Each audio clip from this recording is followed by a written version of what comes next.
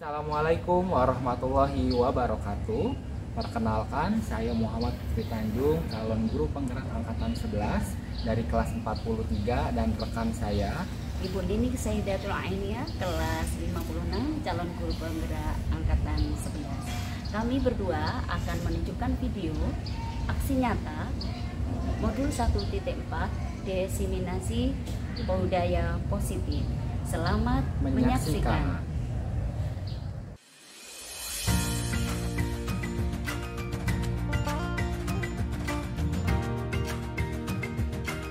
Bismillahirrahmanirrahim. Assalamualaikum warahmatullahi wabarakatuh. Alhamdulillahirrabbilalamin. Wabihi nasta'in wa ala umuri dunya waddin. Wassalatu wassalamu ala asyrofil anbiya'i wal mursalin wa ala alihi wa sahbihi ajma'in, amma ba'du. Yang saya hormati Ibu Kepala Sekolah, Ibu Fitria Rahmawati SPSPD. Yang saya hormati Bapak Ibu Guru SDIT Tiara Aksara. Dan yang saya hormati pemberi materi guru penggerak kita, yaitu Pak Fikri dan Bu Nini. Pertama-tama marilah kita panjatkan puji syukur atas karunia nikmat yang Allah berikan kepada kita, sehingga dengan adanya nikmat ini kita bisa berkumpul dalam acara penindasan. Langsung saja, marilah kita buka acara ini dengan baca basmalah. Selanjutnya yaitu pemberian sambutan dari Ibu Fitria Rahmawati SPSPD. Waktu dan tempat kami persilakan.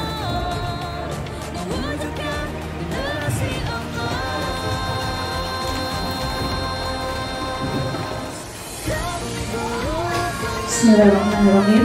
Assalamualaikum warahmatullahi wabarakatuh. Yang kami hormati Bapak Ibu Guru SDIT Tiara Aksara, kemudian Bapak dan Ibu calon guru penggerak kita, Bu Nini dan Pak Fikri.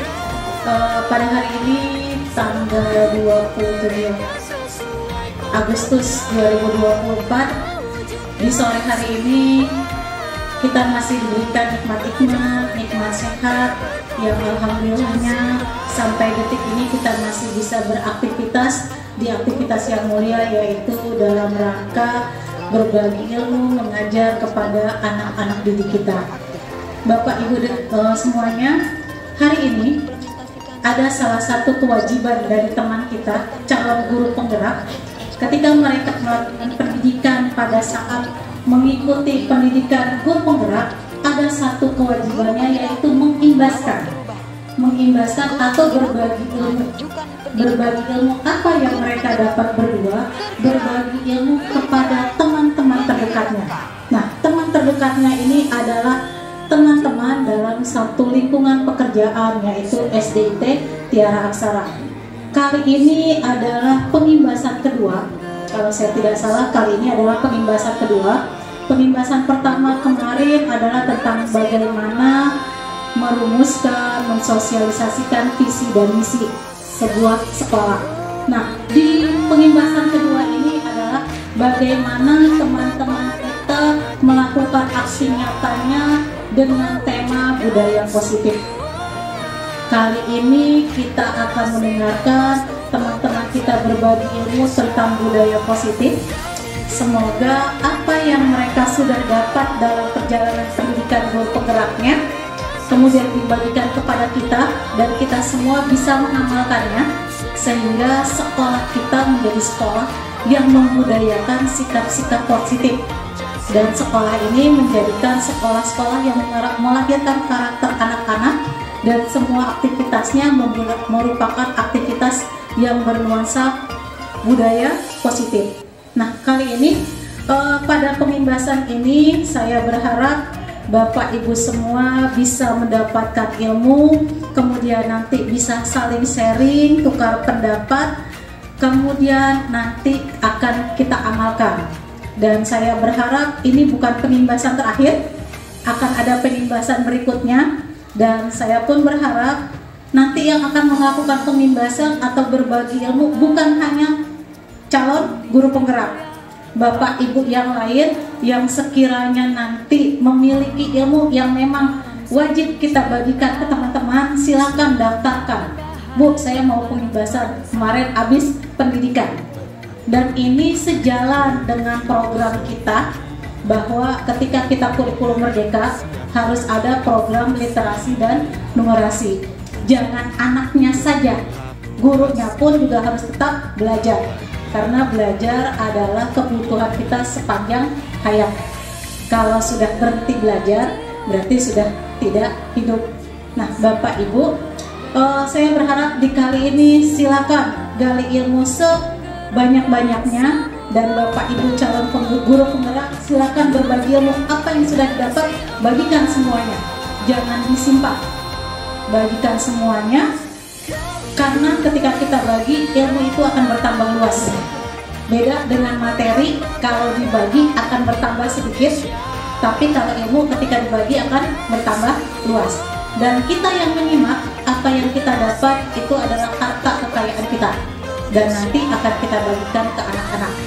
Mungkin itu sambutannya. Saya berharap kali ini adalah kegiatan kedua, kemudian kedepannya akan ada lagi Bapak Ibu guru yang mengikuti jejak sebagai guru penggerak, atau nanti ada Bapak Ibu guru yang bukan guru penggerak, Bu, kami mau berbagi ilmu, silakan. Itu saja, semoga kegiatan kali ini banyak manfaatnya dan ini menjadi ibadah kita, dan silakan menyimaknya. Mungkin dari saya cukup sekian. Assalamualaikum warahmatullahi wabarakatuh. Kelas selanjutnya yaitu pemaparan materi budaya positif yang akan dibawakan oleh Pak Fikri Tanjung. Waktu dan tempat kami persilakan. Guru penggerak, majukan pendidikan. Guru penggerak, bergerak, menggerak. Oke, bismillahirrahmanirrahim. Assalamualaikum warahmatullahi wabarakatuh. Oke, selamat siang semuanya Bapak Ibu guru hebat. Alhamdulillah hari ini saya dan Bu Nini ingin mengimbaskan diseminasi di budaya positif, materi yang sudah kami pelajari di modul 1.4 pada pendidikan calon guru penggerak angkatan 11 di budaya positif. Sebelumnya mari kita buka sama-sama dengan membaca basmalah. Bismillahirrahmanirrahim. Semoga kegiatan ini dapat berjalan dengan baik dan lancar.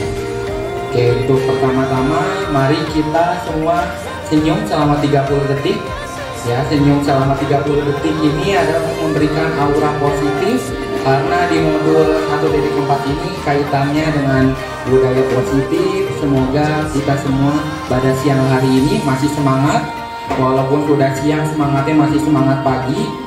Oke, untuk aturannya itu kita saling berhadapan dengan teman sebelahnya, saling berhadapan Bapak Ibu selama 30 detik, senyum selama 30 detik.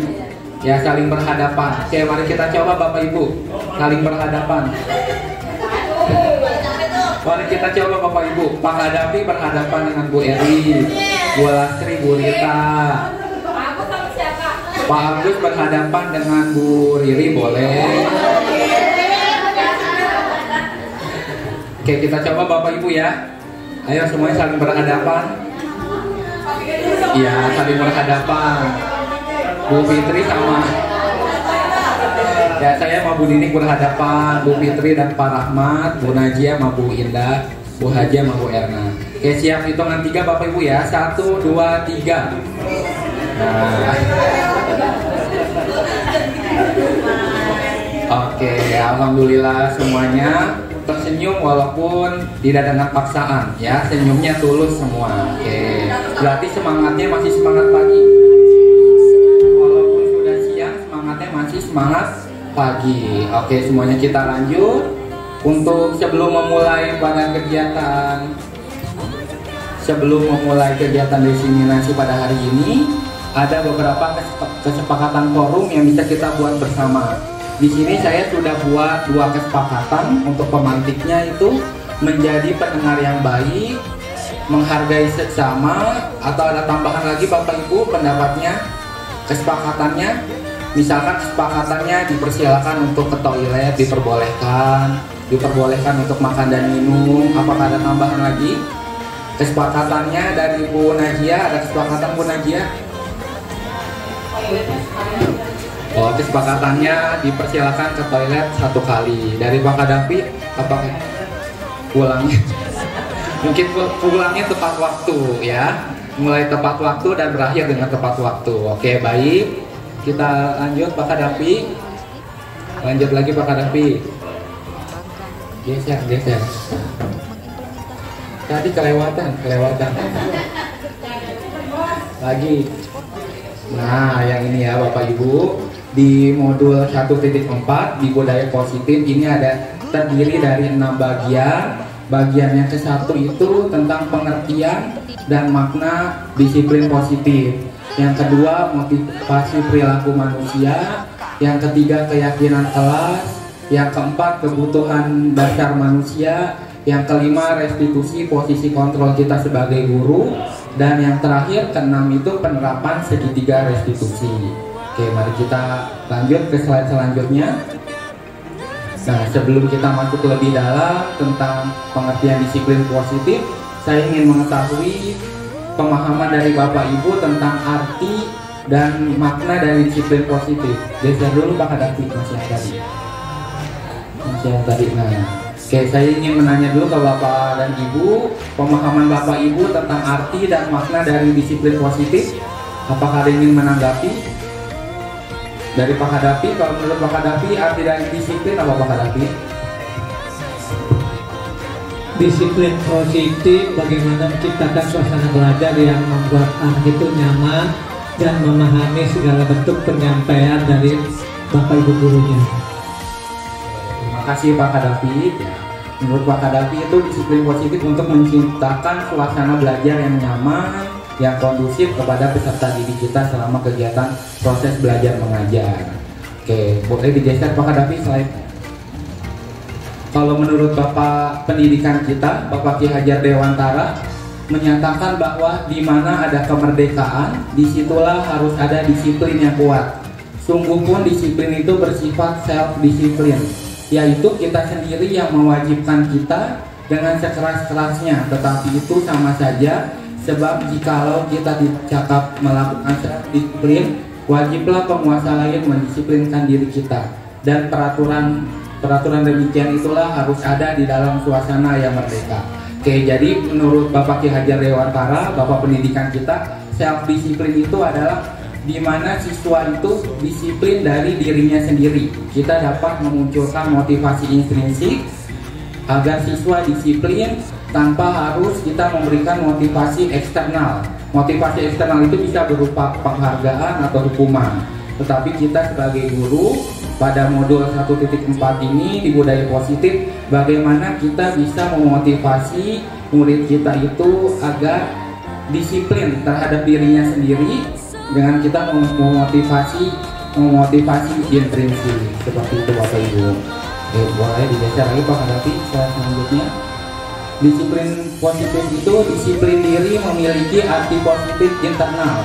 Jika kita tidak memiliki motivasi internal, maka kita memerlukan pihak lain untuk mendisiplinkan kita, atau motivasi eksternal, paksaan, hukuman, atau pujian. Disiplin diri juga mempelajari bagaimana cara kita mengontrol diri dan menguasai diri untuk memilih tindakan yang mengacu pada nilai-nilai yang kita hargai. Nah, disiplin positif merupakan suatu cara penerapan disiplin yang mengajarkan anak bertanggung jawab dan menumbuhkan kesadaran diri berdasarkan nilai-nilai kebajikan.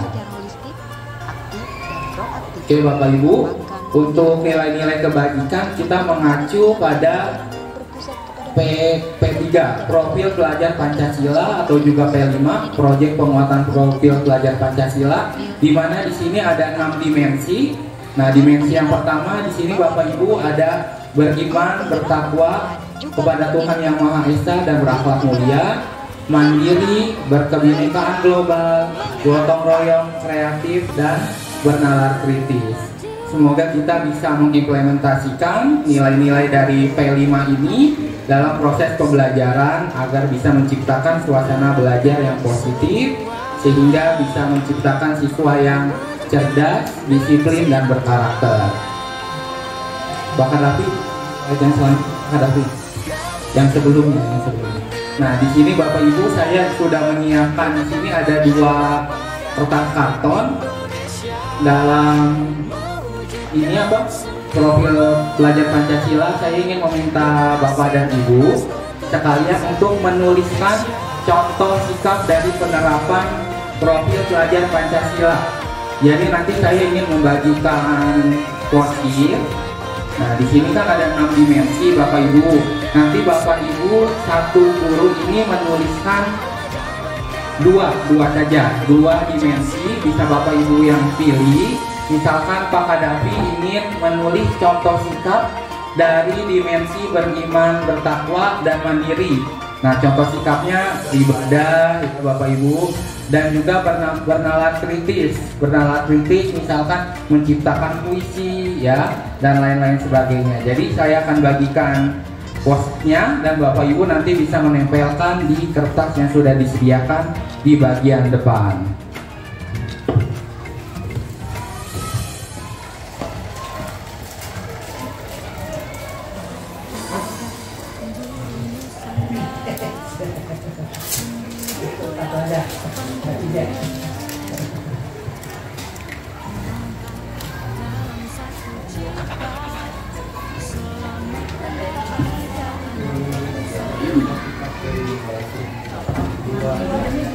Dua sikap ya.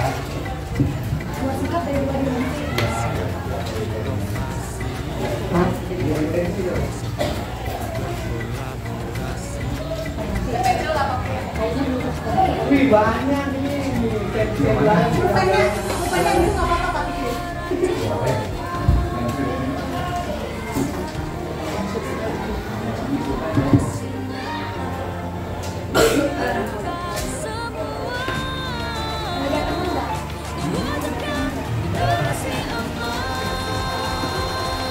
Baik Bapak Ibu, dipersilakan untuk menulis contoh sikapnya dari 2 dimensi, ya.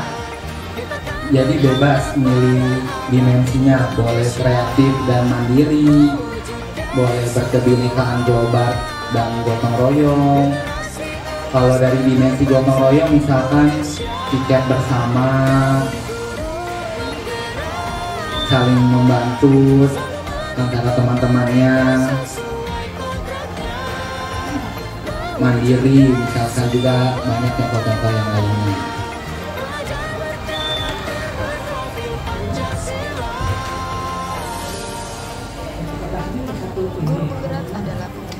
Satu kertas itu 1 dimensi ya Bapak Ibu. Nanti kalau kurang bisa minta lagi. Ya, 1 kertas 1 dimensi.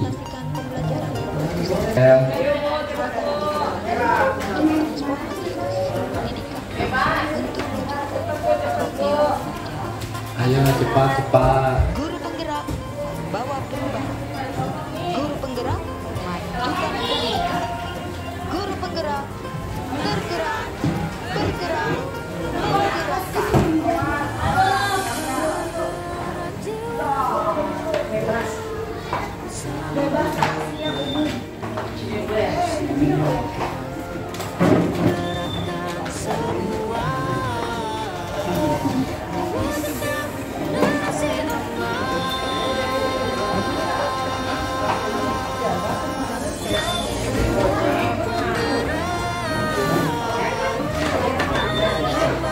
Oke, baiklah Bapak Ibu, terima kasih yang telah menulis. Jadi kita sudah merefleksikan contoh sikap-sikap yang mencerminkan dari dimensi profil belajar Pancasila.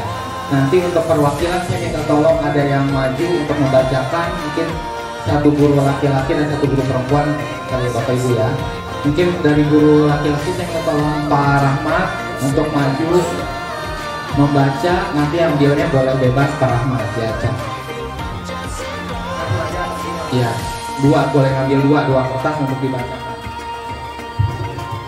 Di bacanya atau diambil? Oh, diambil. Bentuk dimensi bernalar kritis, mengidentifikasikan hubungan sebab dan akibat, lalu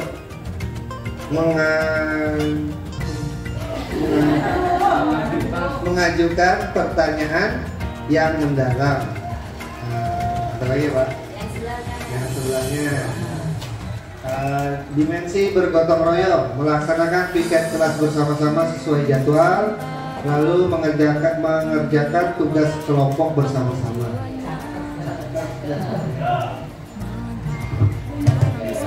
Alhamdulillah tadi Pak Rahmat sudah mewakilkan dari guru bapak-bapak. Sekarang dari yang perempuannya saya minta tolong kepada Ibu Sulastri. Ibu Sulastri untuk membacakan perwakilan dari ibu-ibu.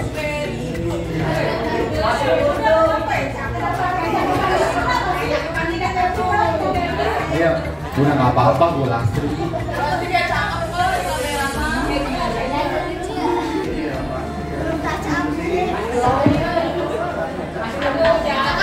Ayo Bu Lastri dipersilakan, boleh mengambil Bu.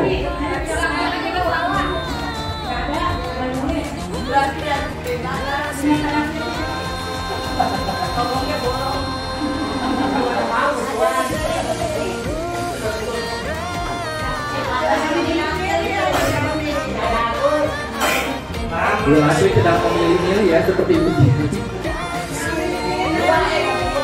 Oke, pakai iya satu lagi Bu Lastri.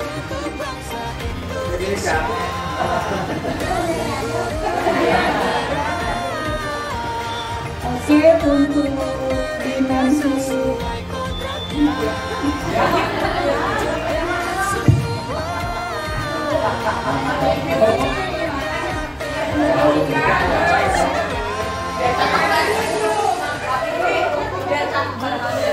Nanti Bu Lastri ngambil kaca pembesar dulu.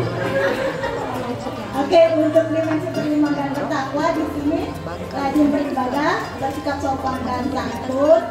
Kemudian untuk dimensi dan apa di sini dimensi kreatif, diantaranya memecahkan masalah dengan cara yang inovatif, kemudian menghasilkan karya yang original dan mengandung ide-ide pendidikan. Terima kasih Bu Lastri. Oke, Bapak Ibu tadi sudah merefleksikan tentang sikap-sikap yang mencerminkan sikap-sikap dari nilai-nilai kebajikan pada profil pelajar Pancasila. Oke Bapak Ibu, jadi dari refleksi disiplin positif ini memiliki arti bahwa disiplin itu bagaimana kita harus bisa memunculkan disiplin positif dari dalam diri siswa atau motivasi intrinsik siswa tanpa kita harus memunculkan motivasi ekstrinsik ya berupa hukuman atau penghargaan. Jadi siswa sadar akan diri agar bisa disiplin. Oke, untuk materi selanjutnya yaitu Pak Hadapi, di sini ada motivasi perilaku siswa. Motivasi perilaku siswa ini bisa terdiri dari ada 3 motivasi perilaku manusia. Yang pertama ini untuk menghindari ketidaknyamanan untuk hukuman. Nah, kalau yang pertama ini biasanya ini dari motivasi eksternal, dan yang kedua itu untuk mendapatkan imbalan atau penghargaan dari orang lain, dan yang ketiga untuk menjadi orang yang mereka inginkan dan menghargai diri sendiri dengan nilai-nilai yang mereka percaya. Dan yang ketiga ini merupakan contoh dari motivasi intrinsik. Semoga kita bisa menghadirkan dan memotivasi peserta didik, anak-anak murid kita untuk memiliki motivasi intrinsik. Selanjutnya pembahasan yang ketiga yang akan saya bawakan itu adalah keyakinan kelas. Nah, sebelum kita masuk lagi, saya ingin minta pendapat lagi kepada Bapak Ibu. Yang Bapak Ibu ketahui dari keyakinan kelas itu apa Bapak Ibu? Ada yang ingin berpendapat? Coba saya ingin minta pendapat dari Ibu Suheria.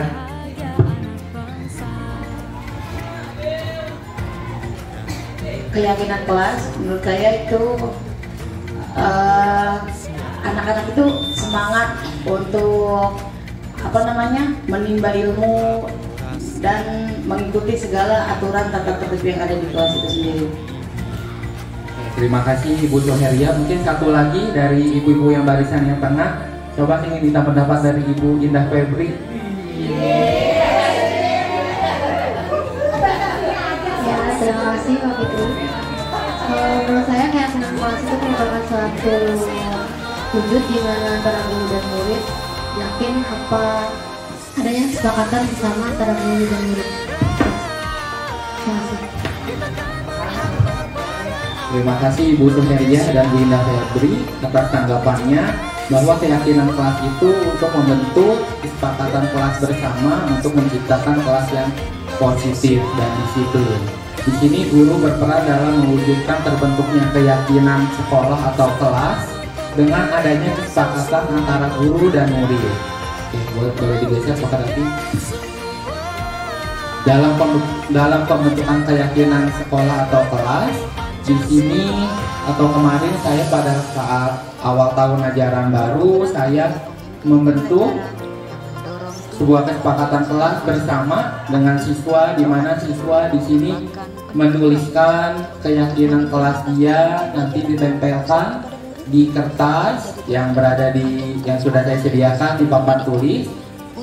Untuk penyesuaiannya nanti Bapak Ibu dalam pembentukan keyakinan kelas itu bisa seperti saya ini menggunakan post-it lalu ditempel di kertas karton di papan tulis.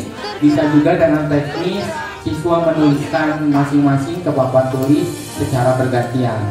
Jadi ini hanya teknis saja Bapak Ibu ya, bisa divariasikan dalam pembentukan keyakinan kelasnya.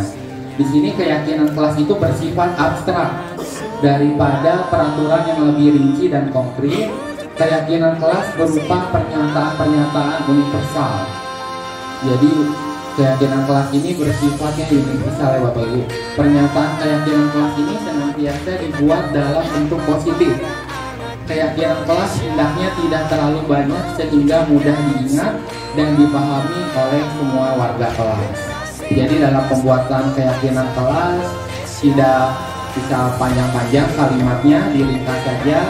Misalkan siswa harus datang ke sekolah jam 7 pagi. Nah, bisa dipersingkat, diefektifkan dengan siswa hadir tepat waktu. Dan semua warga kelas ikut berkontribusi dalam pembuatan keyakinan kelas lewat kegiatan surat pendapat. Untuk proses pembentukan keyakinan kelasnya, di sini Bapak Ibu yang sudah saya jelaskan tadi dengan teknisnya beragam variasi, bisa dari Bapak Ibu sendiri, nanti bisa divariasikan ya, bisa menggunakan post-it, nanti anak-anak menempel di depan, bisa juga ditulis secara bergantian. Oke, boleh Pak Kadafi selanjutnya. Oke Bapak Ibu, di sini ada sesi tanya jawab. Mungkin dari Bapak Ibu apakah ada yang ingin bertanya atau ada yang ingin sharing atau ingin dan juga menanggapi? Oke Bapak Ibu, apakah ada yang ingin menanggapi? Mungkin sharing saja kali Bapak Ibu ya, penerapan keyakinan kelasnya yang sudah Bapak Ibu buat masing-masing di kelasnya. Mungkin kita sharing saja, mungkin sharing dari perwakilan, mungkin dari ibu-ibu. Coba dari Ibu Nila sharing mungkin dalam pembuatan keyakinan kelasnya.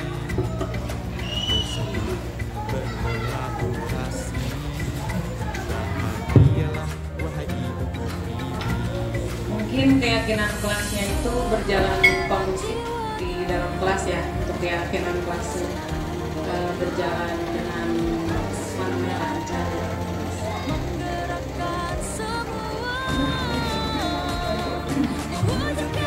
Mungkin ada lagi Bapak Ibu yang ingin sharing. Oke, Assalamualaikum warahmatullahi wabarakatuh. Setiap kelas pasti punya kesepakatan masing-masing. Karena kita sering banget terjadi apa yang sudah kita sepakati bersama, tapi juga diingkari bersama. Nah, saya mau kita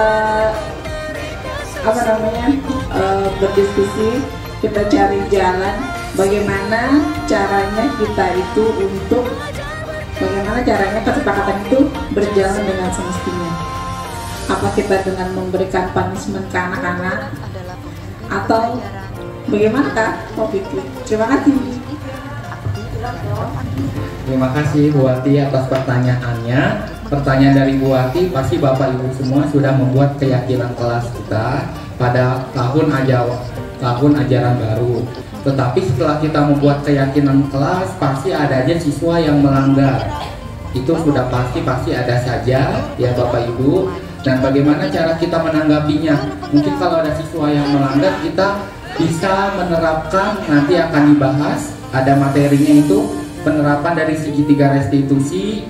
Nanti kita bisa menanyakan kepada siswa, kenapa siswa tersebut melanggar kesepakatan yang telah dibuat. Nanti ada materinya yang akan disampaikan Bu Nini gitu di segitiga restitusi. Jadi kita itu menanyakan kepada siswa, pertama nanti kita menanyakan kepada siswa menstabilkan identitasnya. Kita menanyakan kepada siswa kenapa melanggar kesepakatan yang telah dibuat. Setelah itu tahap yang kedua, kita bisa memberikan kepada siswa bahwa hal tersebut salah. Dan yang ketiga itu nanti kita bisa menanyakan kepada siswa hal yang seharusnya dilakukan. Jadi kita harus bisa memunculkan motivasi intrinsik kepada siswa ya, tanpa harus memberikan hukuman ataupun penghargaan. Jadi siswa tersebut sadar bahwa dirinya itu harus mematuhi kesepakatan kelas yang kita buat bersama. Mungkin seperti itu jawaban dari saya Bu Wati. Nanti ada pemaparan materinya itu tentang segitiga restitusi. Ya, segitiga restitusi itu untuk mengembalikan anak ke posisi dirinya agar bisa belajar seperti biasa kembali. Ya, mungkin itu saja dari saya. Untuk sesi selanjutnya, pemateri kedua ada Ibu Nini Syahidatul Qanania. Untuk waktu dan tempat saya persilakan. Baiklah Bapak Ibu Guru semuanya, sebelum materi kita lanjutkan, kita SBG dulu. Dimohon dengan hormat Bapak Ibu Guru untuk bimbingan. Kita SBG dulu ya. Tepuk semangat dang ding ding dung. Kayaknya Bapak Ibu Guru semua udah bisa nih. Perlu contoh dulu? Tidak ya? Langsung ya. Tepuk semangat dang ding ding dung. Ding ding ding, dung dung dung, dang ding ding ding, dung dung dung. Aha aha ma, aha aha ma, aha aha semangat. Oke, baiklah Bapak Ibu semuanya, terima kasih untuk semangatnya. Bisa dilanjut Pak Kadabi. Sebelumnya saya akan kebutuhan dasar manusia. Sebelumnya akan sedikit mereview yang disampaikan oleh Pak Fikri tadi, hanya sekilas saja. Sebenarnya keyakinan kelas itu sudah kita laksanakan dari tahun ke tahun. Kalau dulu namanya tata tertib kelas. Setelah itu yang kedua, kita lanjutkan dengan istilah kesepakatan kelas. Karena kita belajar di pendidikan calon guru penggerak, sekarang digantikan lagi dengan keyakinan kelas. Sebenarnya tadi disampaikan oleh Bu Wati bahwa kesepakatan kelas kita sepakati dengan guru dan siswa ya, supaya terlaksana dengan baik ya. Tapi kenyataannya kenapa masih ada yang melanggar atau tidak melaksanakan itu? Disinilah kita belajar tentang segitiga restitusi Pak Fikri ya, yang telah disampaikan Pak Fikri tadi. Baiklah, nanti kita bahas di materi sekarang. Bisa dilihat yang tadi ya pertamanya. Jadi salam dulu. Dan bismillahirrahmanirrahim. Assalamualaikum warahmatullahi wabarakatuh.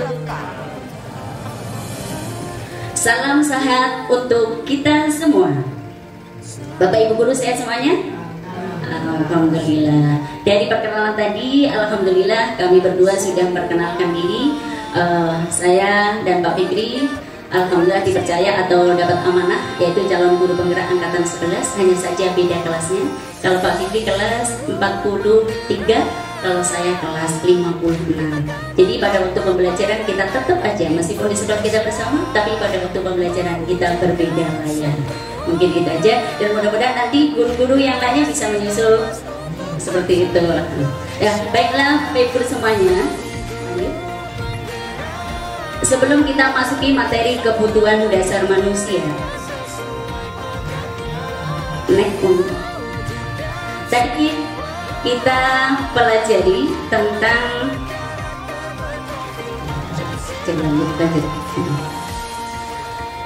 yang pertama tadi pernyataan. Kita pelajari yang pernah disampaikan Pak Fikri. Ketika seorang murid melakukan suatu perbuatan yang bertentangan dengan nilai-nilai kebajikan atau melanggar peraturan, hal itu sebenarnya dikarenakan mereka gagal memenuhi kebutuhan dasar mereka. Ya, setelah kita mengetahui pernyataan seperti ini dalam pembelajaran kita pada waktu modul 1.4, di situ ada kebutuhan dasar manusia.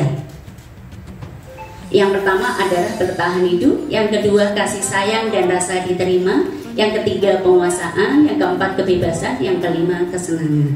Sebelum kita lanjutkan, mungkin dari Pak Kadapi, dari kebutuhan dasar manusia ini apa yang Pak Kadapi perlukan untuk sekarang?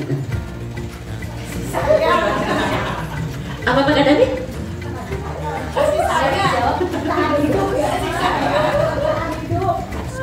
Untuk kebutuhan dasar manusia secara pribadi saya sih, gimana Pak Kadapi? ya alhamdulillah teman-teman pada sayang sama saya semuanya sih. Maksud kami Pak Kadapi faktor internal, jangan sampai dari Pak Bulatri dikasihkan masukan bahwa untuk bertahan hidup. Mohon maaf kalau bertahan hidup, kalau saya lihat Pak Kadapi juga ya setiap hari itu makanan berjejer di mejanya. Kalau untuk bertahan hidup tidak. Mungkin ada yang lain Pak Fikri? Oh, kebebasan. Wow, bebas. Mau dijawab Pak Kadapi? Semuanya bagus, tambahnya kemerdekaan ya. Kemerdekaan. Oh, alhamdulillah ini Bapak Ibu semua, teman kita Pak Kadapi. Berapa ini? 5 atau kebutuhan dasar manusia semuanya sudah diterima oleh Pak Kadapi. Jadi tidak ada bahasa minum. Berarti kebutuhan Pak Kadapi ini terpenuhi. Jadi kita lihat nanti seandainya Pak Kadapi yang biasanya ceria kok datang ke sekolah dengan wajah yang suram, agak maju dikit. Berarti itu kebutuhan dasar apa nih yang harus dipenuhi gitu. Oh, belum gajian, subhanallah. Tadi bukan dari rumah ya, karena kurang kasih sayang bukan ya. Oke, terima kasih. Mungkin dari ibu-ibu semuanya ada yang mewakili? Oh, Bu Saada. Kalau Bu Saada, mohon maaf. Oh, yang siapa nih yang pas? Udah Bu Saada aja, mohon maaf. Daerah sini, daerah situ tadi udah sama Pak Fikri semua. Oh, yang muda yang masih lajang. Oke, Bu Didi, Bu Indah Fethi. Dari kebutuhan dasar manusia ini yang terpapat di depan, bertahan hidup, kasih sayang dan rasa diterima, penguasaan, kebebasan atau kesenangan. Di antara ini mana yang belum didapatkan oleh Bu Indah? Ya, bertahan hidup udah alhamdulillah. Terus kasih sayang alhamdulillah masih ada. Kasih sayang udah ada dari orang tua. Oh, kepastian. Berarti ditambahkan satu lagi. Oke, baiklah, terima kasih Bu Indah, jawabannya yang bagus sekali. Tapi tadi dari kasih sayang, rasa diterimanya belum dicantumkan. Berarti hanya kasih sayang aja, tapi rasa diterimanya belum. Berarti perlu pendamping hidup guysnya. Khusus Bu Indah. Semangat untuk Bu Indah. Oke, baiklah Bapak Ibu semuanya. Bisa dilanjut Pak Fikri, Pak Kadapi. Dalam pembelajaran untuk kasus yang pertama, mungkin Bapak Ibu semua udah tahu ya yang namanya Fatih, Bayi Haki, gitu bukan asing lagi. Kayak dari kelas 1, 2, kelas 3, dan kelas 4. Ini yang kami ambil pada waktu kasus pertama ini ketika jam istirahat, Fatih dan Kolbi keluar kelas. Kolbi menyuruh Fatih untuk pergi ke ruang beda untuk meminta handicap. Dengan terburu-buru Fatih langsung ketok pintu, ternyata Fatih tidak tahu bahwa di dalamnya itu ada tamu gitu. Akhirnya dengan semangatnya menggebu-gebu, kakilah menendang pintu BK. Dan akhirnya mereka berdua antara Kak Silvi BK dengan Fatih ada sesuatu yang kurang positif. Terjadilah masalah itu. Dan itu yang kasus yang kedua. Dilanjut kasus yang kedua. Kasus yang kedua sama, ketika jam istirahat Bayaki dan Ozora bermainnya di depan TK, kalau tidak salah.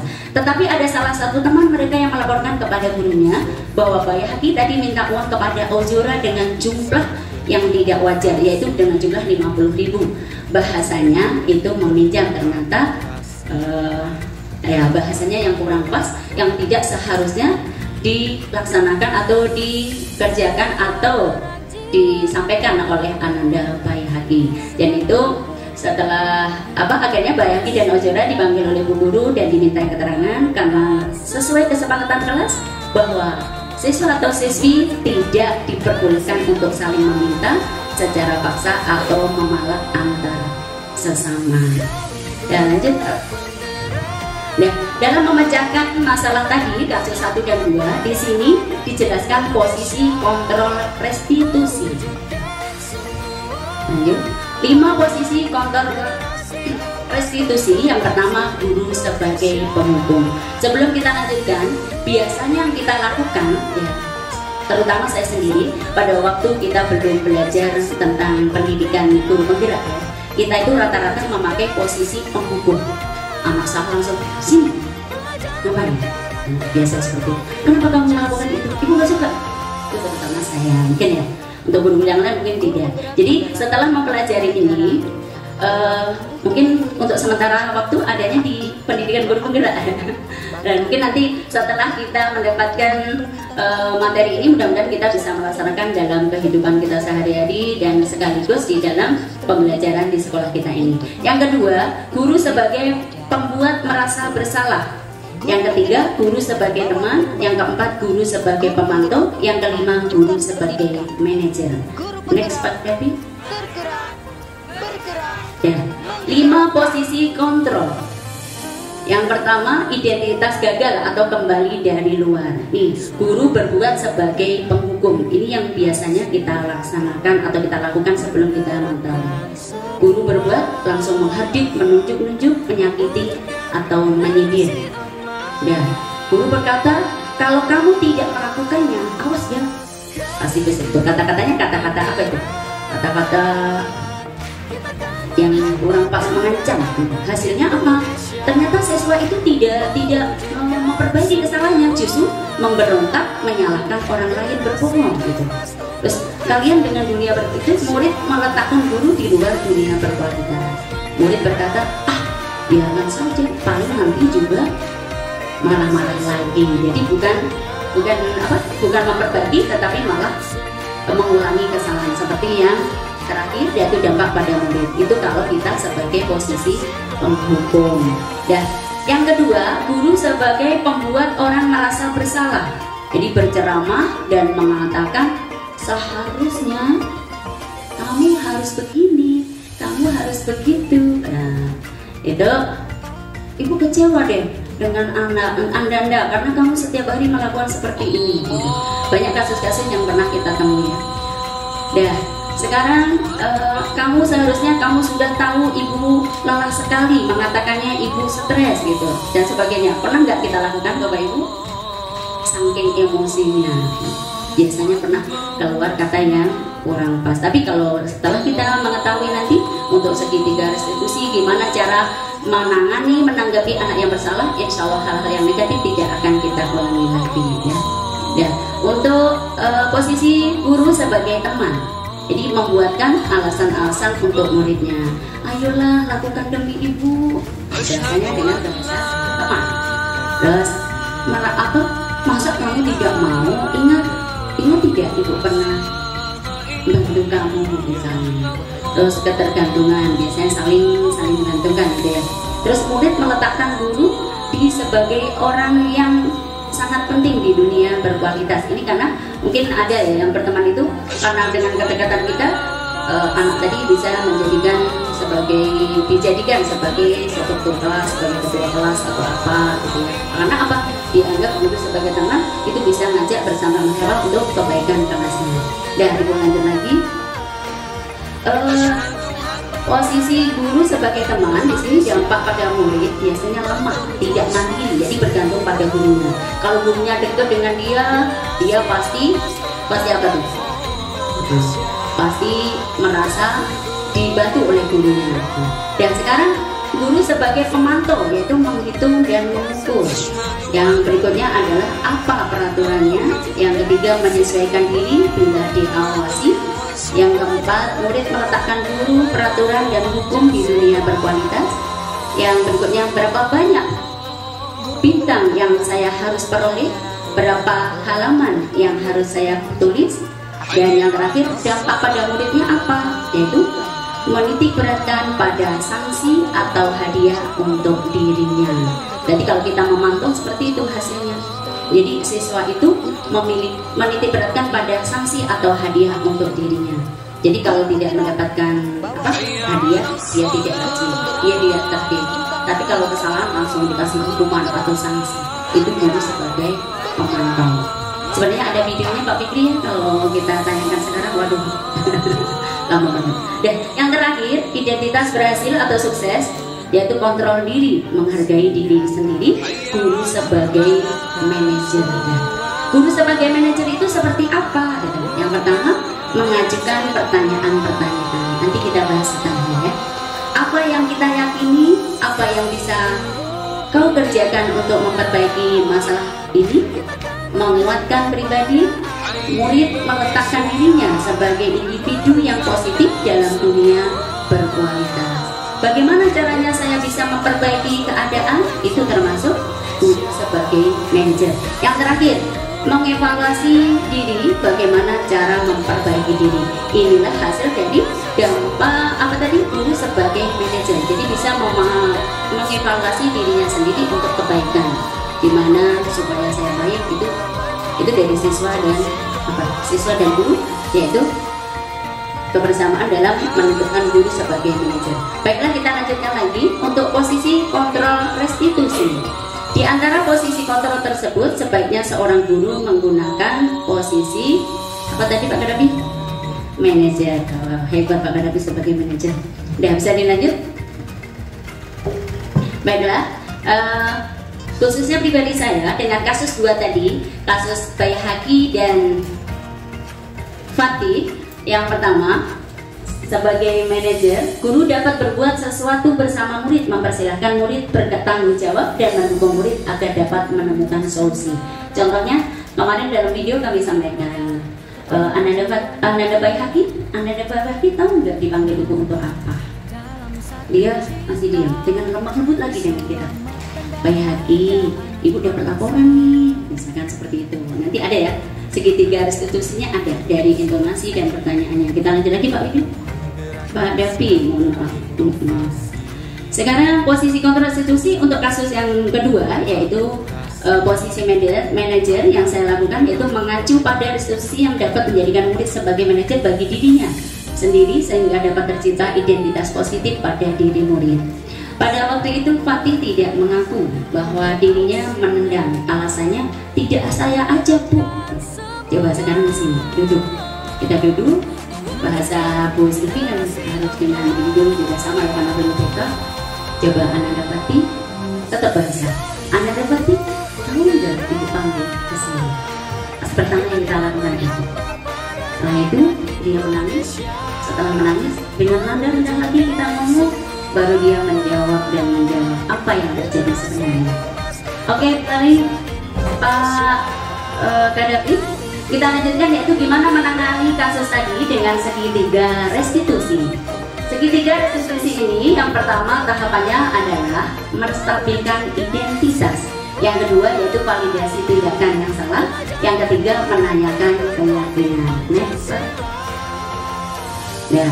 Gimana menstabilkan identitas itu? Yaitu dilakukan berdasarkan prinsip bahwa membuat kesalahan adalah bagian dari proses pembelajaran yang nantinya akan menggeser identitas gagal ke arah identitas sukses. Contohnya kayak tadi, menstabilkan identitas, kita panggil dulu apa misalnya masalah yang terjadi sebenarnya. Jadi kita tidak bisa menjadi guru itu langsung sebagai penghukum. Nah, makanya kalau langsung kita panggil, langsung kita marahin, itu berarti guru sebagai penghukum. Nah, jadi setelah pembelajaran seperti ini, mudah-mudahan kita bisa menerapkan bahwa guru sebagai manajer. Jadi kita panggil dulu, disuruh duduk dulu, apa masalah yang terjadi sebenarnya. Sebenarnya di dalam hati juga sama Bu di sini ya. Apalagi Ananda Pati dan Bayi Hati seperti itu. Baik, dilanjutkan yang kedua yaitu menstabilkan identitas. Jadi pada waktu kita panggil itu kita dengan bahasa ini, berbuat salah itu hal yang manusiawi. Tidak ada manusia yang sempurna. Itu sebelum dia menjawab dipanggil kita tadi. Terus yang ketiga, kita pasti bisa menyelesaikan masalah ini. Bapak Ibu tidak tertarik untuk mencari tahu siapa yang salah sebenarnya. Tuh, kalau menurut pembelajaran yang kami terima ya. Nah, kalau kamu menyalahkan dirimu sendiri terus menerus, apakah kamu bisa berbuat baik pada diri sendiri? Nah, dia udah tarik nafas dengan menundukkan kepala biasanya. Naik Pak Nabi. Dan setelah itu kita validasi tindakan yang salah. Validasi tindakan yang salah di sini dilakukan berdasarkan prinsip bahwa setiap perilaku berupaya memenuhi suatu kebutuhan tertentu. Jadi sehingga guru atau orang tua akan bergeser dari pemikiran stimulus respon menjadi proaktif serta akan lebih mengenali dan mengakui kebutuhan murid anak. Nah, mohon maaf, validasi tindakan yang salah. Kamu pasti punya alasan mengapa kamu melakukannya. Disitulah ya. Dengan tadi pertama kita tanyain dengan nada tinggi, dia nggak bisa. Jadi dengan rendah. Setelah itu baru kita lanjutkan berikutnya. Dan apa penting bagi kamu? Contohnya Fatih. Apa penting bagi kamu? Kenapa mintanya terus sampai nendang pintu UKS? Kan tidak ada seperti itu. Dia masih diam. Kamu boleh tetap berusaha menjaga sikap itu, tapi tambahkan dengan sikap lain yang baru. Maukah kamu belajar cara lain untuk mendapat yang kamu butuhkan tanpa harus memukul? Ini terjadi pada Fatih ya. Baik, Mbak, next. Menanyakan keyakinan. Menanyakan keyakinan di sini dilakukan dengan memberi pertanyaan-pertanyaan yang bermakna pada murid atau anak. Akhirnya memunculkan dengan bertanya meyakinkan keyakinan itu. Dengan anak kita tanya, dia akan menjawab apa yang sedang terjadi dari awal sampai akhir. Ternyata anak tadi bersalah itu ada kebutuhan yang tidak terpenuhi. Kalau saya lihat, saya ikuti setiap hari, Ananda Pati dan Ananda Bayi Hati ini kayaknya kurangnya kasih sayang. Kalau menurut saya, penggiatan saya. Jadi secara kenapa gitu? Karena penyampaian orang tua, setelah kita ngobrol dengan orang tua, Ananda Pati itu kalau di rumah itu Masya Allah alimnya gitu ya. Itu Ananda Pati. Kalau Ananda Bayi Hati sebenarnya juga sama. Jadi kalau menurut saya itu kurang kasih sayang dan diterima gitu. Makanya di kelas itu dia pengennya bebas, berkuasa gitu. Dan dia senang kalau temennya memperhatikan. Itu kalau setelah saya mempelajari tentang segitiga restitusi ini. Oke Pak Fadil, sana. Ya, sekarang kita lanjutkan untuk menanyakan keyakinan. Apa nilai yang kita percaya di sekolah kita? Nilai-nilai apa yang telah kita sepakati? Ini sebenarnya ada di keyakinan kelas ya. Kelas yang ideal itu seperti apa sih? Gitu. Itu kita ciptakan pada waktu kita bikin keyakinan kelas. Yang berikutnya, kamu ingin jadi anak seperti apa? Itu saya. Nasib itu yang menentukan Allah SWT. Kita hanya berikhtiar dan berdoa. Jadi mohon maaf ya, kita kadang gitu ya namanya itu. Tapi mudah-mudahan dengan pembelajaran seperti ini tidak ada kata-kata seperti itu yang terungkap lagi, apalagi langsung kepada anak didik kita. Ya. Apa yang kamu rasakan ketika kamu melakukan itu? Kamu menjadi orang seperti apa? Itu tidak boleh ya. Dalam artian menanyakan ke anak, kamu pengen jadi apa setelah melakukan itu kurang bagus sebenarnya ya. Jadi setelah pembelajaran ini mudah-mudahan kita semuanya bisa mendidik dan mengajar anak didik kita menjadi siswa-siswi yang unggul, yang berakhlakul karimah dan disiplin positif. Bisa nih Pak Nabi? Ya, alhamdulillah dalam pemaparan materi ini seorang guru yang baik harus memiliki kemampuan dalam mewujudkan budaya positif di sekolah yang tadi sudah disampaikan oleh Pak Fikri. Budaya positif tersebut dapat dijalankan melalui konsep-konsep inti sebagai berikut. Yang pertama, disiplin positif, motivasi dan perilaku manusia, keyakinan sekolah atau kelas tadi udah disampaikan oleh Pak Fikri. Dan keempat dan 5 dan 6 kebutuhan dasar manusia, posisi kontrol restitusi dan segitiga restitusi yang barusan saya paparkan tadi. Ya, untuk selanjutnya mungkin ada sesi tanya jawab. Alhamdulillah, berarti bahagia dunia dan akhirat. Amin ya rabbal alamin. Untuk kebutuhan dasar manusia, apakah semuanya sudah mendapatkan? Sudah Bapak Ibu guru semua? Sudah. Ada yang bertanya? Ada yang bertanya? Ya, yang pertama Bapak Ibu guru sebagai guru, yang kedua sebagai murid. Setelah mempelajari tentang segitiga restitusi, ya, di situ ada, misalkan ini Pak Kadapi, di situ untuk murid, sebagai murid, Pak berarti sebagai murid, sebagai murid. Nah, nanti apa yang dilakukan oleh Bapak Ibu guru kalau ada masalah seperti ini? Ada kasus di situ sebagai guru dan sebagai siswa. Jadi gimana sebagai guru untuk menstabilkan identitas? Yang kita lihat, karena kita sepakat bahwa kita sebagai manajer, ya kan? Sebagai manajer, yang terakhir, sebagai manajer itu apa yang dilakukan? Bukan sebagai penghukum ya, sebagai manajer, dengan bahasa yang lembut, dengan sikap yang tulus untuk menyelesaikan masalah yang terjadi. Pak Kadapi bisa curhat untuk masalah itu? Dan Bu Salda mohon menanggapinya. Yang pertama, menstabilkan identitas mungkin dengan kata Pak Kadapi, kamu Pak Kadapi saya panggil ke sini, misalnya seperti itu. Nah, itu contoh untuk menstabilkan identitas. Yang kedua, validasi tindakan yang salah.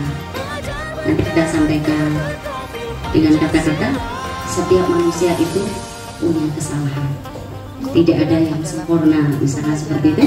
Dan yang menanyakan keyakinan hampir sama ya, menanyakan keyakinan itu memantapkan gimana supaya kita menjadi orang yang lebih baik dari kesalahan-kesalahan yang pernah kita buat gitu.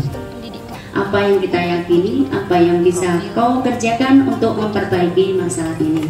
Jadi dengan bahasa yang lemah lembut, bahasa yang tulus ikhlas, bahasa yang apa, siswa yang bersalah tadi dia tuh tidak merasa bahwa dia itu yang bersalah sendiri gitu.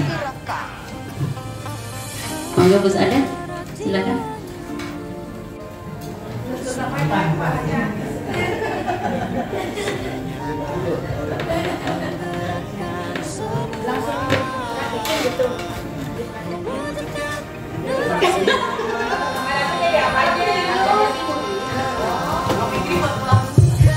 Pak Kadapi murid, Bu Salda sebagai gurunya, dengan menerapkan 3 tahapan tadi, ya, dengan menerapkan 3 tahapan tadi. Tapi posisi Ibu Salda adalah guru sebagai manajer.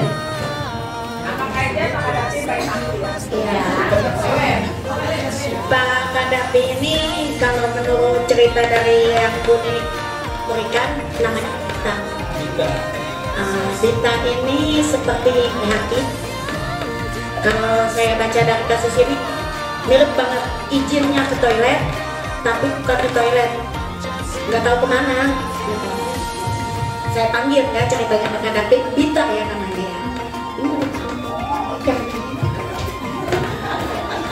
Dita, kenapa? Silakan duduk nak.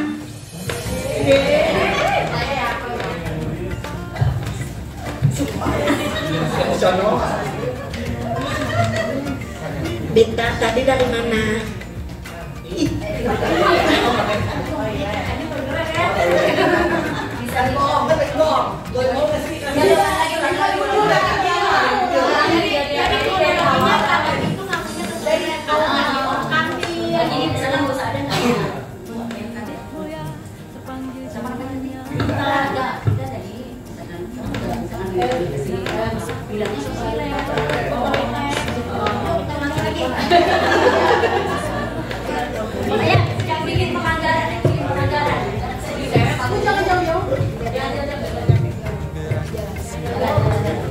Dita, duduk dulu di sini nak. Ya Bu Guru. Dita tadi kemana aja? Ibu cari-cari Dita loh. Toilet TK. Ke toilet kamu ngapain? Kan di SD banyak toilet yang kosong. Ada ikan. Ada kolam ikan, terus ngapain di kolam ikan? Mancing. Mancing. Ikannya mana? Diambil pikri. Dia bilang kering. Kita tahu nggak? Tadi itu pelajaran apa waktu kita ke toilet? Bahasa Arab. Bahasa Arab berapa kali kita ke toilet? Barisan galak. Terus kita di toilet ngapain? Berenggak. Jajan. Oh, di toilet jajan. Bawa makanan ke toilet. Bawa makanan di toilet.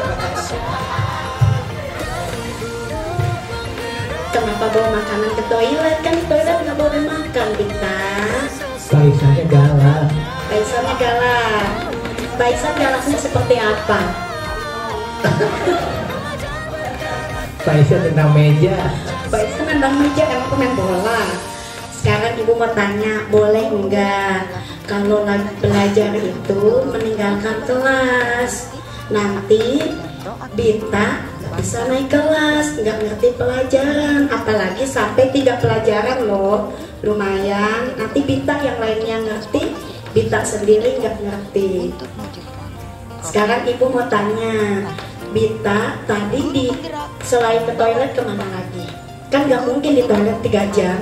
Ke kantor SMK. Ngapain? Jalan di tangga SMK. Ngapain? Nah, cebek. Bita tahu nggak perbuatan itu baik atau tidak buat Bita? Salah. Salah. Kalau salah kenapa Bita lakukan? Baisannya galak. Kok Paisannya galak lagi? Paisannya galak lagi. Bita janji ya. Bita mau janji nggak? Besok diulangi lagi nggak perbuatan seperti ini? Nah, Yakin? sulit. Buktinya apa? Bikin catatan. Kalau Bita mengulanginya lagi, apa yang akan terjadi?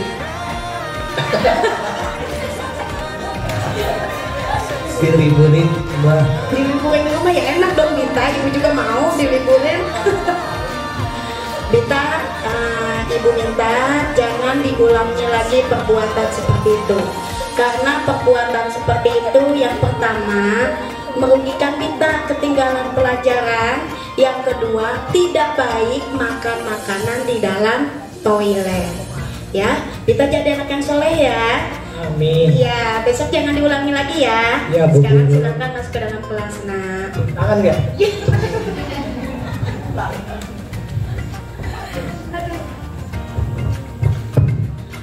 Baiklah Bapak Ibu Guru semuanya, alhamdulillah Pak Kadabi bisa mewakili sebagai Bita dan Bu Sada sebagai guru, benar-benar Masya Allah, bagus sekali, hebat sekali.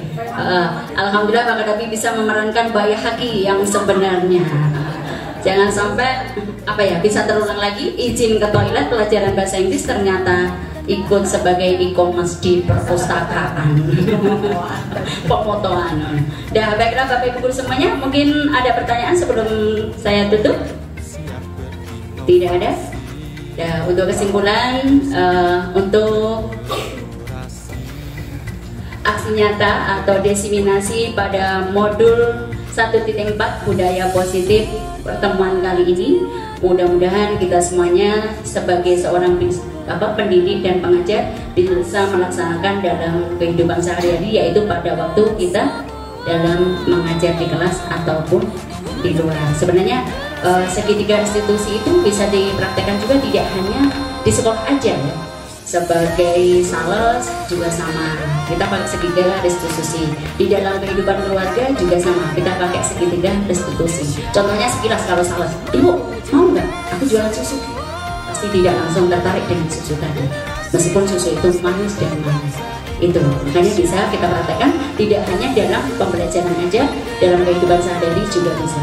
Oke, kalau tidak ada yang bertanya, mungkin saya berpantun dulu sebelum kita tutup. Makan sore dengan ketan sambil duduk di bawah pohon jati. Kalau ada kesalahan dalam ucapan, mohon tidak dimasukkan hati. Pantun yang kedua, anak pintar dan pemberani minum air putih di gelas bersih. Saya tutup presentasi hari ini. Salam hangat dan terima kasih. Wassalamualaikum warahmatullahi wabarakatuh. Baiklah, terima kasih Ibu Ninik dan Pak Fikri. Terima kasih atas materi yang luar biasanya. Mudah-mudahan bermanfaat untuk kita sebagai pendidik dan memberikan semangat. Selanjutnya yaitu penutup. Marilah kita tutup acara ini dengan membaca Alhamdulillah. Wabillahi taufiq wal hidayah. Wassalamualaikum warahmatullahi wabarakatuh.